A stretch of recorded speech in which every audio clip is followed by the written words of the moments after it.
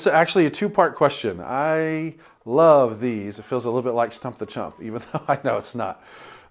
So first part of the question, will this change in our communication be sustainable for our team once we run into a real problem, not the hypothetical problems Mike's been bringing to us? That's a good question.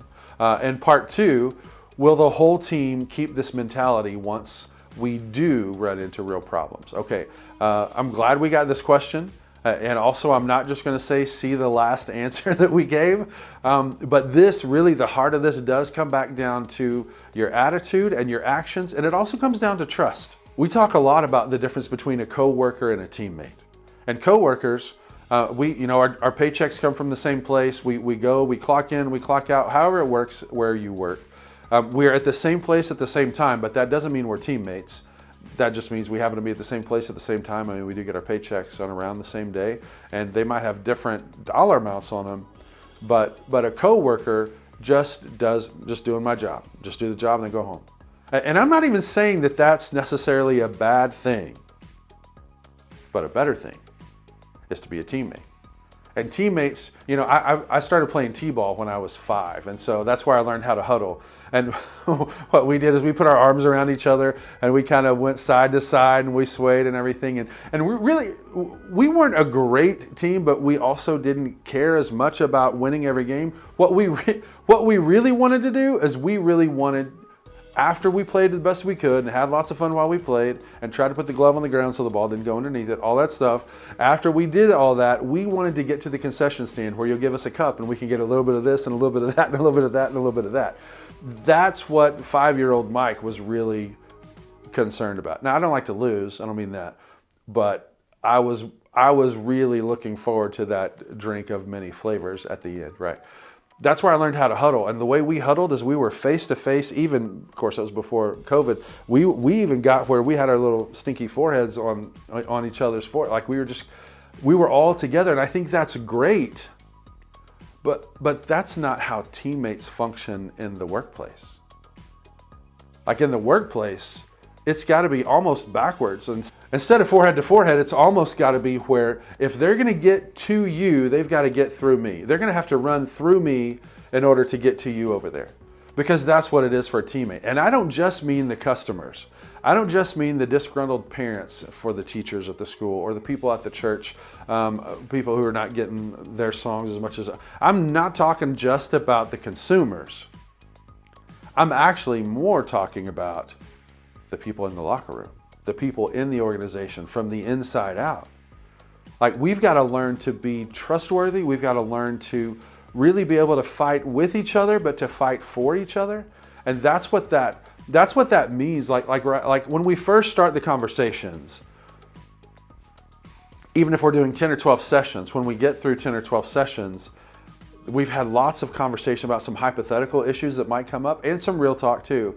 But the question is, invariably, whenever our team member leaves, when the People Lab person, the MikeCon coaching and consulting person leaves the building, now when the rubber meets the road, are we actually going to be able to stick to this or not? Are we going to revert back to who we used to be and the way we used to handle the problems? And the answer to that question is, it just depends. I mean, it's a huge thing, and you've got to put your foot in the ground and say, I know that this is how it feels, but I know that this is what is true. I believe the most powerful 3-letter word in the English language is the word for, F-O-R. Now, a little caveat, I said this the other day, and my daughter, she just kind of looked at me and smiled and said, God? I'm like, okay, God, okay. A more powerful 3-letter word in the English language than for is God. Okay, that's like checkmate, okay? So we'll put God up there. Aside from God, I believe F-O-R is the most powerful 3-letter word in the English language, and it's one that most people are forfeiting. Instead of being known by who we're for, a lot of times we're more known by what we're against. It kind of feels like we've got that song in the background, we're not gonna take it. Like, it's just one of those kind of things. We're more known by what we're against than who we're for, and the reasoning is simple.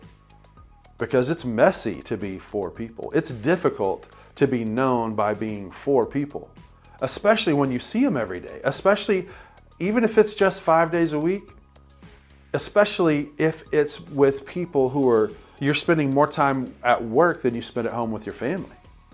And when you are at home with your family, a lot of that time, not all of it, but a lot of that time is sleeping. So there's a whole bunch of different variables in it, but really I want to get to the heart of my point here, and that's to make sure that they know you're for them.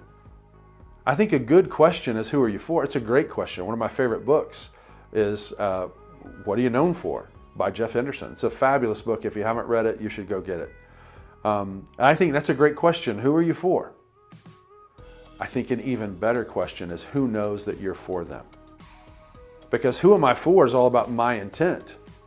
But who knows that you're for them is about the way that you communicate it. It's about making sure that they know, even when it's an incorrect answer, even if there's a speeding ticket involved, even if it's something that's not what we wish would have happened, that doesn't mean we're pulling the plug on the relationship. That doesn't mean I'm walking out of the building. For is hard because it's messy. But if you want to keep it from moving backwards, because the truth is, in every organization, what got us here won't keep us here, and it sure won't get us where we're going. And the way that we get to where we're trying to go is for each of us to be known by who we're for. The way we get to the place we want to be is we do everything we can so everyone on our team knows that we're for them. I say this all the time. I will always fight for you. And sometimes that means I'll fight with you. But that's because you're worth fighting for. And across the board, I mean, nobody's turning down more money. Most people are not turning down more money to stay at their job or whatever. But the number one frustration that people report across most industries is not feeling valued, not feeling recognized by their job. So really, the bottom line answer to this question, both parts, is it sustainable, and will everybody embrace that mentality once the expert has left the building? And the answer is, if we're cultivating this culture of being teammates, it absolutely can work.